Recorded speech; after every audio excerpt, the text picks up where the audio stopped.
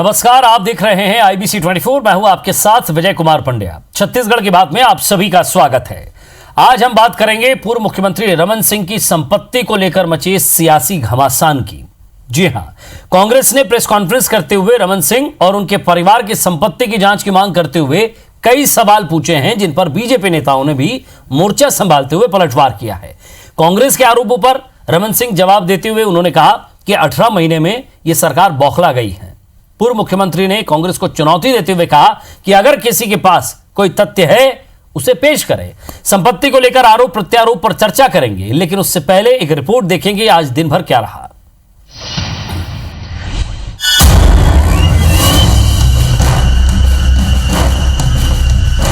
सियासी चेहरे की संपत्ति का शोर एक बार फिर मचा है। किस तरह से सत्ता का जबरदस्त दुरुपयोग किया उन्होंने। एक बार फिर शुरू हो गई है सियासत और निशाने पर है पूर्व मुख्यमंत्री डॉक्टर रमन सिंह। 15 साल तक सूबे की कमान संभालने वाले रमन सिंह और उनके परिवार वालों को घेरने के लिए कांग्रेस के 4 नेताओं ने मोर्चा संभाला। राजधानी रायपुर में प्रेस कॉन्फ्रेंस कर उन पर सवालों की झड़ी लगा दी। 2003 में क्या संपत्ति है और 2018 में बढ़कर वो 10 गुना कैसे हो जाती है। कांग्रेस नेताओं ने भाजपा की पूर्व सरकार पर 15 साल तक भ्रष्टाचार में डूबे रहने का आरोप लगाया। साथ ही कहा कि इस दौरान मुख्यमंत्री रहे रमन सिंह और उनके परिवार की संपत्ति की जांच होनी चाहिए।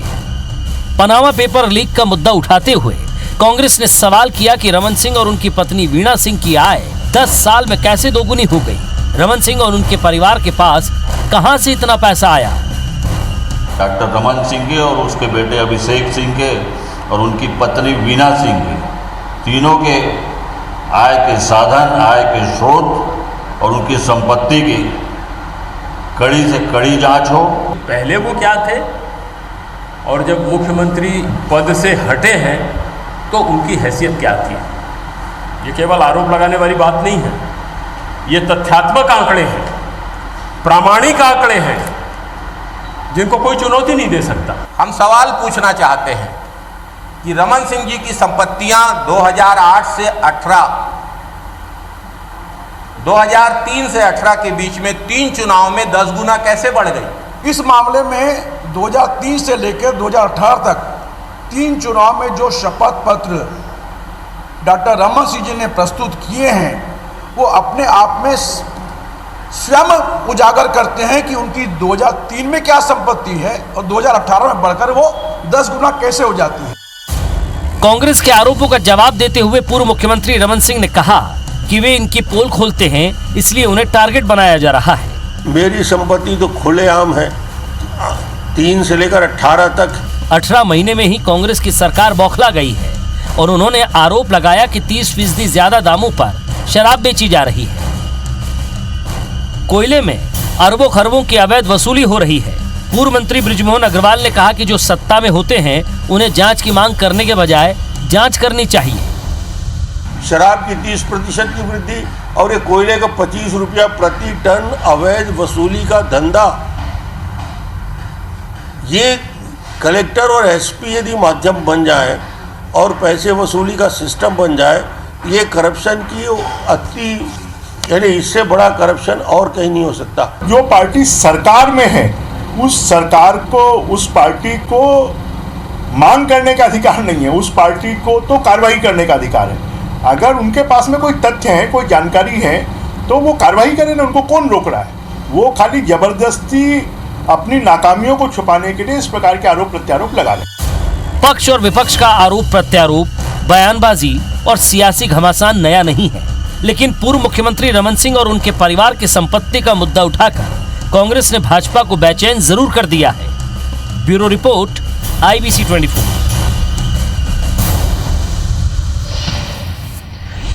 तो चलिए, चल अचल संपत्ति को लेकर जो ब्यौरा दिया गया था उसी को लेकर कांग्रेस टारगेट कर रही है। और जब ये सवाल वाजिब था, एक समय जब चुनाव थे उस समय अगर आप ये सवाल उठाते तो भी ठीक रहता, लेकिन फिलहाल सरकार में हैं और सरकार में रहते हुए विपक्ष का भी काम कर रहे हैं। ऐसा क्यों हो रहा है, इसके पीछे भी मैं सवाल करूंगा, क्योंकि रमेश वरलियानी साहब कांग्रेस प्रवक्ता हैं, प्रखर वक्ता हैं, वो हमारे साथ जुड़े। रमेश वरलियानी साहब, आप वहां मौजूद थे, आपने भी कई सवाल उठाए, स्वागत है आपका। संजय श्रीवास्तव जी, बीजेपी प्रवक्ता, और मैं समझता हूं कि मजबूती से इन आरोपों का जवाब रखेंगे और बात रखेंगे कि आखिर ये जो आरोप लग रहे हैं इसमें कितनी सच्चाई है या वाकई ये पूरी तरह झूठे हैं। वरल्यानी साहब, सबसे पहले तो 4 मजबूत सवाल आपसे मैं पूछ रहा हूं कि आपने जो आरोप लगाए हैं, जो बड़े बड़े आरोप आप लगा रहे थे, उनके तथ्य, उनका आधार और उन पर कार्रवाई करना क्या राज्य सरकार के बस में भी है? जरा ये बता दीजिएगा।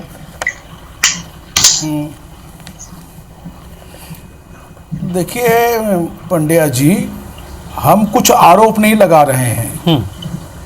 हम जो डॉक्टर रमन सिंह जी ने चुनाव के समय जो चुनाव आयोग के निर्देश हैं कि आप जब भी चुनाव लड़ते हैं तो जो नामांकन पत्र भरते हैं उसमें आपको आय और संपत्ति का ब्यौरा देना पड़ता है शपथ पत्र के साथ में, जो रमन सिंह जी ने लगातार दिया हुआ है। अब इसको लेकर कोई शिकायत गई थी पीएम हाउस में, विनोद तिवारी जी ने कोई शिकायत की थी, तो उसके जवाब में रमन सिंह जी ने कल जवाब दे दिया कि पीएमओ ने उस शिकायत में कोई दम नहीं पाकर उसको नस्तीबद्ध कर दिया है। ये तो ऐसा ही हुआ कि आप थानेदार भी खुद हो गए और जज भी खुद हो गए। यदि उसमें तथ्य नहीं है तो रमन सिंह जी को खुद ही जांच के लिए आगे आना चाहिए था कि जो शिकायत है, मैं पीएमओ से निवेदन करूंगा कि जो भी आय और संपत्ति के बारे में मेरे खिलाफ शिकायत है, पीएमओ चाहे तो उसकी जांच ईडी से करा ले, सीबीआई से करा ले या इनकम टैक्स डिपार्टमेंट से करा ले। अब मैं आपको सिलसिलावार आंकड़े बता रहा हूँ। 2008 में रमन सिंह जी के बैंक अकाउंट में उनके शपथ पत्र के अनुसार 5 लाख रुपए थे जी, मैं भी देख रहा हूं। और वो 2018 में बढ़कर बैंक में वो हो जाते हैं 1 करोड़ 4 लाख रुपया। 1 करोड़ 4 लाख रुपया। वीणा सिंह जी के खाते में 2008 में थे 40,000 रुपया और 2018 में हो जाते हैं 35,50,000 रुपया। रमन सिंह जी के पास गोल्ड है 23 तोला 2008 में, वो 2018 में हो जाता है 57 तोला। वीणा सिंह जी के पास 2008 में गोल्ड था 55 तोला, वो 2018 में बढ़कर हो जाता है 235 तोला। चांदी में आ जाइए, चांदी थी वीणा जी के पास में 8 किलो 2008 में, वो बढ़कर हो जाती है 18 किलो। तो इतना जो वेरिएशन है। वरल्यानी साहब, ये पूरा आपने ये पूरा जो डाटा तैयार किया है, कांग्रेस ने भी डाटा तैयार किया होगा। मैं आपसे पूछना चाह रहा हूं क्योंकि इस बात की जानकारी मेरे पास नहीं है। क्या उनके पास कोई खेती की जमीन है? क्या उनके पास और कोई आय का स्रोत है? या उनके पास और कोई बिजनेस है? ये सुनिए, ये तो पंड्या जी, जो व्यक्ति मुख्यमंत्री के पद पे रहता है वो दूसरा कोई व्यवसाय नहीं करता है। सर, खेती होती है क्या? बेच देता है क्या? जो आपको सैलरी या भत्ते मिलते हैं उसमें से 50% आपकी जो आमदनी है वो तो घर में खर्च हो जाती है। तो आपके पास ऐसा क्या सोर्स ऑफ इनकम था जिसमें आपका जो उन्होंने जांच के समय कहा था, आप कह रहे हैं ईडी को जो जवाब दिया था उसमें साफ कहा था कि उन्होंने अपनी जो जांच बताई है आगे और जो जवाब दिया था कि बाजार और ब्याज मूल्य वो दुगना हुआ है, उनका कहना ऐसा था। पंड्या जी, नहीं पंड्या जी, जो रमन सिंह जी जो वैल्यू एडिशन की बात कर रहे हैं ना, वो वैल्यू एडिशन होती है अचल संपत्ति में। यदि एक प्लाट मैंने 2008 में लिया था, उसका रजिस्ट्री वैल्यू यदि 1 लाख थी, आज 2018 में उसकी रजिस्ट्री वैल्यू बढ़कर 50 लाख हो जाती है, उसको कहते हैं वैल्यू एडिशन। लेकिन ये जो 55 तोले से बढ़कर 235 तोला हो जाएगा तो ये वैल्यू एडिशन थोड़ी है। सर, मैं इसको वैल्यू एडिशन नहीं मान रहा हूं, मैं ये कह रहा हूं क्वांटिटी में बड़ा है। वरल्यानी साहब, मैं ये कह रहा हूं कि कांग्रेस इतनी तैयारी के साथ आई है, क्या वो ईडी से शिकायत करने की कह रही है? आपके पास पावर नहीं है, राज्य के पास एजेंसियां नहीं है, आप तो हर बात में एसआईटी बनाती है आपकी सरकार, बना दीजिए, करिए जांच। इसमें प्रेस कॉन्फ्रेंस करने की क्या जरूरत थी? देखिए, ये शुद्ध रूप से पंडित जी आपकी बात बिल्कुल सही है। जब प्रधानमंत्री नरेंद्र मोदी जी को या भारतीय जनता पार्टी को कांग्रेस पार्टी की सरकारें गिराना होती है तो कब एमपी की सरकार, मुद्दा ये है कि वहां बाहर जो सरकार गिराने के जो टारगेट चल रहे हैं वहां आप यहाँ ये टारगेट कीजिए। वरल्यानी साहब, मैं समझ गया हूँ। क्या ये राजनीतिक रूप से ये टारगेट मिला है क्या? ये टारगेट मिला है क्या कि अगर बीजेपी जहां परेशान कर रही है आप बीजेपी को यहाँ परेशान कीजिए? ये राजनीतिक प्रतिद्वंदिता है? नहीं, ऐसा नहीं है। मेरा ये नहीं, सर, आप ही का कोटेशन है, आप ही कह रहे हैं कि वहां सर रमेश वरल्यानी साहब, आप करा ले साहब, आप एक ज्ञानी आदमी है, मैं पंडिया जी डबल स्टैंडर्ड तो नहीं हो सकता ना। चलिए मैं आपको रोक रहा हूं, और भी सवाल आपसे मिलूंगा। मेरा कहना पंड्या जी, डबल स्टैंडर्ड नहीं हो सकता ना।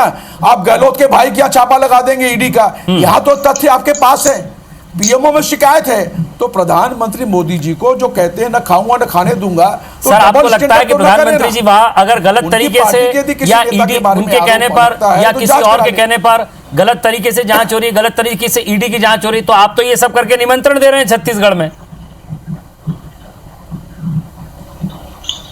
अरे परेशान मत करें पंड्या जी, उनको परेशान हम ये कह रहे हैं कि जब आप ईडी का, इनकम टैक्स का इसका इस्तेमाल करते हैं तो इसकी भी जांच करवा लेना आपने उसी चलिए एजेंसी से। मैं रोक रहा हूं सर। उसमें संजय आपको जी, क्या चिंता है? संजय जी, मैं डबल कोई स्टैंडर्ड क्यों होगा? मैं कोई आपके पक्ष की बात नहीं कर रहा था, मैं उनसे वो सीधे सवाल ही कर रहा था। अब मेरा सीधा सवाल आपसे भी होगा संजय जी, कि जो आरोप लग रहे हैं वरल्यानी साहब ने, जरा सोने की बात एक बार फिर से कर दे वरल्यानी साहब।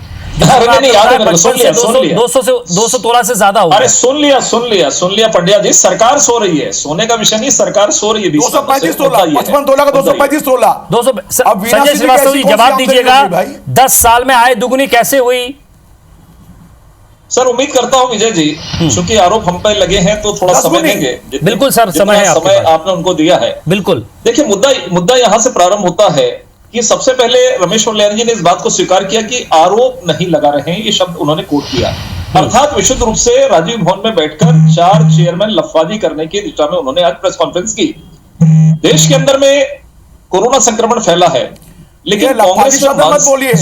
अरे सुन लीजिए वरल्यानी जी प्लीज, मेरा निवेदन है आपसे, आप तमाम प्रकार की बातें करें। आप घर गए थे क्या तोला देखने के लिए? शब्दों का इस्तेमाल सुनने की ताकत रखिए, सुनने की ताकत रखिए। लफाजी कर रहे हैं आप अधिवक्ता हैं, आपको जानकारी होना चाहिए। वरल्यानी साहब उन्हें बोलने तो दीजिए, आपने अपना पक्ष रखा है। वरल्यानी साहब आपको जो भी दिक्कत है उनके बोलने के बाद अपनी बात रखिएगा। देखिए सर, डिबेट को पूरी तरह डिबेट में रखिए। नहीं लफाजी। वरल्यानी साहब अगर आपको इस शब्द से दिक्कत है तो आप अपनी बारी आने का इंतजार कीजिए प्लीज सर। मेरा हाथ जोड़ के निवेदन है, अभी सर दोनों को मौका नहीं मिल पाएगा। विजय जी मैं एक बार फिर से अपनी बात को दोहरा रहा हूं। वरल्यानी साहब अगर आपको उस शब्द से दिक्कत है तो आपके पास जब मैं सवाल लेकर आऊंगा आप वहीं से शुरू कीजिएगा, उनको बोलने तो नहीं कर दीजिए। सकते ना सर ये। देखिए सर ऐसा है, इतना अच्छे विषय को गड़बड़ करने का प्रयास कर रहे हैं, फंस गए हैं ये प्रेस कॉन्फ्रेंस करके। 15 वर्षों में देश के अंदर में कोरोना संक्रमण है, लेकिन कांग्रेस में वैचारिक संक्रमण हो गया है। सरकार रात को सोती है, अचानक सुबह उठती है, आपको भी सूचना जाती है कि भैया 10 बजे प्रेस कॉन्फ्रेंस है। एक्चुअली होता यह कि डॉक्टर रमन सिंह का सपना रात को आता है और डॉक्टर रमन सिंह के ऊपर में हमला करने के लिए 4, क्योंकि एक नेता की बात नहीं सुनी जा रही है, इसलिए अब 4 हो सकता है। साल भर के बाद 40 नेता एक साथ बैठकर डॉक्टर रमन सिंह के खिलाफ में बातचीत करें, यह दृश्य हो सकता है। लेकिन मेरा यह कहना है कि आज कोरोना संक्रमण के समय आपने देखा ना, इस तरह का पहला मैं प्रेस वार्ता देख रहा हूं कि इतने तोला उतना हो गया, उतना इतना हो गया, तमाम प्रकार के विषय को इन्होंने किया है। एक्चुअली आज विषय ये होना था, पूरे चर्चा थी राजनीतिक गलियारे में कि इन्होंने 1300 करोड़ रुपए का कर्जा लिया।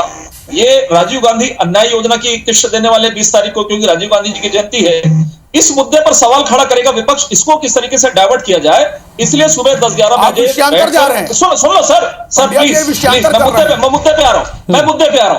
3 विषय इन्होंने खड़ा किया सर।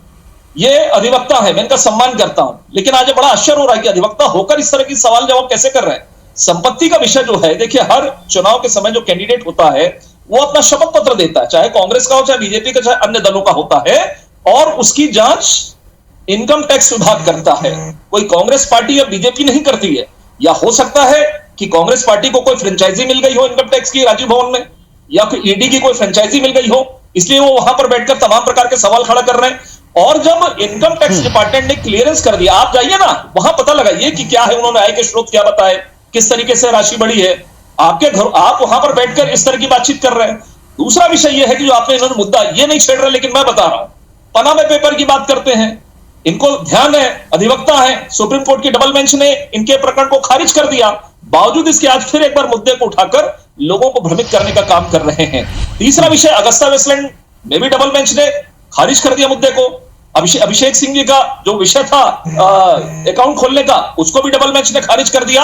और तो और डॉक्टर रमन सिंह जी ने यह कहा है कि आपको दरअसल ये है कि कांग्रेस को ना तो संविधान पर विश्वास है, ना कानून पर विश्वास है, और न ही बड़ी एजेंसियों पर विश्वास है।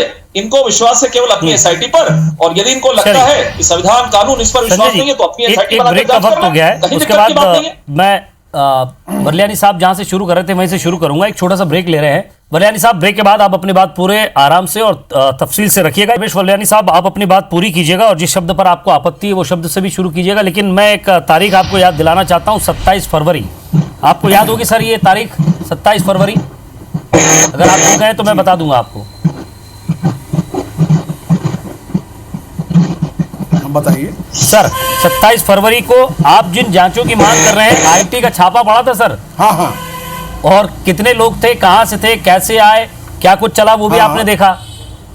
और फिर आप डिमांड कर रहे हैं कि आईटी आए, इनकी जांच करे। सर, आपको लगता है कि आप जिस पे आईटी पे, ईडी पे अगर आरोप लगाते हैं, क्योंकि उस समय आरोप लगे ही थे, आपको लगता है कि ये शिकायत करने पर सही जांच हो पाएगी?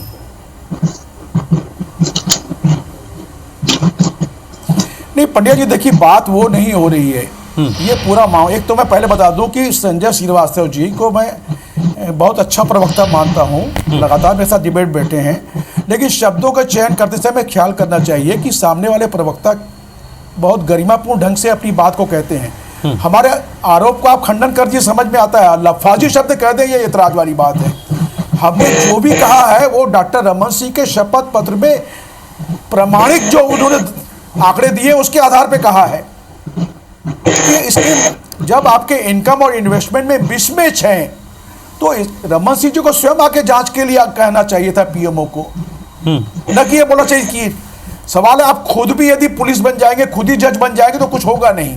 सही। और जहां तक ईडी और इनकम टैक्स उनकी बात कर रहे हैं, ये तो मोदी जी के कार्यकाल में एक नई परंपरा शुरू हुई है और इस परंपरा का हम स्वागत नहीं करते हैं। हमारे भी इनकम टैक्स में हम भी इतने सालों से वकालत कर रहे हैं। इनकम टैक्स के बड़े बड़े अधिकारी खुद कहते हैं कि हमें बड़ा दुख के साथ स्वीकार करना पड़ता है कि हम मजबूर हैं, हमें दबाव डाल के छापा डलवाया जाता है। तो हम वैसा नहीं चाहते हैं, लेकिन जो तथ्य बोलते हैं उसकी जांच तो होनी चाहिए। इसमें दूध का दूध पानी होना चाहिए कि आखिर ऐसा कौन सा सोर्स ऑफ इनकम आ गया कि आपकी संपत्ति 10 गुना बढ़ गई। ये सवाल इसलिए खड़ा हुआ क्योंकि रमन सिंह जी ने खुद ही कह दिया कि क्लीन चिट मिल गई है। अरे भाई, आप स्वयं कैसे अपने आप को क्लीन कर सकते हैं पीएमओ से? इसलिए हमने सवाल खड़ा किया है, उसकी जांच करा ली जाए। और ये सवाल जो रमन सिंह जी के मैं आप प्रेस कॉन्फ्रेंस में सुन रहा था, वो शराब को लेकर आरोप लगा रहे थे हमारी सरकार के ऊपर। रमन सिंह जी, आप 15 साल मुख्यमंत्री रहे हैं, आबकारी विभाग में एक समुंदर सिंह ओएसडी को आपने रिटायरमेंट के बाद संविधान नियुक्ति दे दी। समुंदर सिंह ने आकर शराब का निजीकरण से लेकर सरकारीकरण कर लिया। और समुंदर सिंह आपके लिए कितना पैसे इकट्ठे करते थे सरकार के लिए, कहां जाता था, तो आप ही बता पाएंगे। बिल्कुल बिल्कुल। जब आप जांच करा रहे हैं तो समुंदर सिंह भागे भागे फिर रहे हैं। नान घोटाले के मामले में हम जांच करवाए, एसआईटी गठित किए। सर, मेरा सवाल आपसे यही था कि आपके पास भी राज्य सरकार के पास इतने अधिकार है या नहीं है कि वो जांच कर पाए कि कोई भ्रष्टाचार के आरोप को लेकर। मैं इसके बाद संजय जी के पास जाऊंगा। क्या राज्य सरकार के पास इतनी शक्तियां हैं कि वो जांच कर सके किसी एक व्यक्ति की? क्या ये शक्तियां राज्य सरकार के पास है? नहीं, राज्य सरकार के पास इस तरह की शक्तियां नहीं है। देखिए, इनकम टैक्स का काम इनकम टैक्स डिपार्टमेंट करेगा, ईडी का काम ईडी करेगा।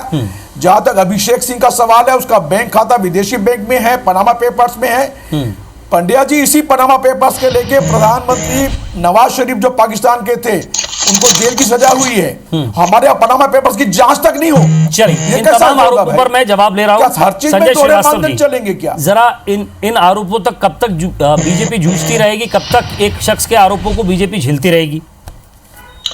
नहीं, कहीं आरोप नहीं है। देखिए, मैं फिर से कह रहा हूं, 20 महीनों की अपनी असफलता को छुपाने के लिए समय समय पर डॉक्टर रमन सिंह की छवि को किस तरीके से क्रश किया जाए, ये एक स्ट्रेटेजी के तहत कांग्रेस पार्टी लगातार कर रही है।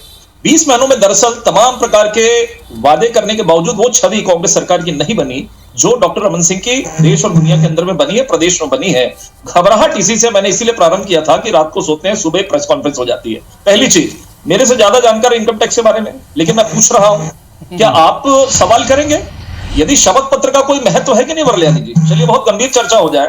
यदि हम शपथ पत्र देते हैं, वहां पर देते हैं चुनाव के समय, तो आयकर विभाग उसको देखेगा ना, उसकी सत्यता है या नहीं है, वो काउंटर करेगा, वो बुलाएगा, वो पूछताछ करेगा कि आप करेंगे। पहली चीज। इसीलिए तो दूसरा, सुन लीजिए सर, अरे मेरी बात सुन लीजिए सर, सुनिए। दूसरा, पनामा सर, सुन लीजिए प्लीज। इसको अरे सर प्लीज मेरी बात सुन लीजिए। आप भ्रम मत फैलाएं, प्रदेश की जनता के बीच में भ्रम मत फैलाएं, मेरा निवेदन है। पनामा के संबंध में जो है सुप्रीम कोर्ट की निगरानी में जो एसआईटी का गठन पूरे देश में इस तरह के प्रकरणों पर चल रहा है, आपको भी मालूम है। यदि कांग्रेस, मैं तो कह रहा हूं, यदि कांग्रेस सरकार ये मानती है कि नहीं छत्तीसगढ़ पुलिस जो है वो सुप्रीम कोर्ट से भी बड़ी है और उसकी जांच ही अच्छी हो सकती तो कर ले, कहीं आपत्ति नहीं है। और तीसरा, आप सुप्रीम कोर्ट की बात कर रहे हैं, सुप्रीम कोर्ट का काम सुप्रीम कोर्ट करता है। डबल बेंच ने क्या दिया था अगस्ता वेस्ट वाले मामले में, उसकी कॉपी मैं आपके यहां भिजवा दूंगा, राजीव भवन पे चस्पा करवा दूंगा। अभिषेक सिंह जी के खाते का मैं एससी की डबल बेंच ने क्या उसमें रिजेक्ट किया, उसकी भी कॉपी मैं आपके राजीव भवन में चिपका दूंगा। मेरा घर बहुत पास में है। लेकिन आप भ्रमित मत करिए। आधार पर और सुन लीजिए सर, एक मिनट सर, आप समुद्र सिंह की बात कर रहे थे ना, शराबबंदी आपने की नहीं, कम से कम शराब के नाम पर आप लोग शांत रहिए, बिल्कुल बात मत करिए। आपने तो कहा था 10 दिन में शराबबंदी कर देंगे, महिलाओं के साथ में विश्वासघात किया, अवैध शराब, अवैध बिक्री, रेत का अवैध उत्खनन है, सरकारीकरण को आपने क्यों नहीं बंद किया? 2 साल हो गए। आपको यदि बुरा लग रहा था सरकारीकरण, क्यों नहीं बंद किया? क्यों नहीं बंद किया? सर एक मिनट सर, ये अपने भ्रष्टाचार को और अपनी कमी को दूसरे पर आरोप लगाकर ये बच नहीं सकते, सवाल का जवाब देना पड़ेगा। क्वारंटाइन हो रहे लोग मर रहे हैं, लेकिन इस सरकार को कहीं नहीं है। जी हाँ, बोलेगा 25 रमेश वल्यानी साहब, सवाल यही था। अगर देखिए संजय जी, अगर आरोप लग रहे हैं तो जवाब भी पूरी तरह से दिए गए हैं। और वल्यानी साहब, जो चीज वैसे ही पब्लिक डोमेन में है, आप उसकी जांच की मांग कर रहे हैं। वो कह रहे हैं कि ये सारी चीजें पब्लिक डोमेन में हैं, ये सारे शपथ पत्र दे दिए हैं, आयकर विभाग के पास जानकारी है। अब सवाल ये कि आप विभाग को आयकर का काम करने दीजिए, तो आप क्यों राजीव भवन में बैठकर, अरे वो 3 जो चेयरमैन हैं उनको बैठाइए और समझने का समय हो गया है। सवाल ये कि एक तरफ आरोप लगे हैं, तो क्या एक पर्टिकुलर राजनीतिक छवि खराब करने की कोशिश है, या फिर इसके पीछे कोई और मकसद है, या फिर मैसेज कहीं और से आया है कि ऐसा करना है? कोई और कारण है, या वाकई ये शुद्ध रूप से कांग्रेस की अपनी राजनीति है? तमाम तरह के सवाल अभी भी बने हुए हैं। बहुत बहुत शुक्रिया आप दोनों का। नमस्कार।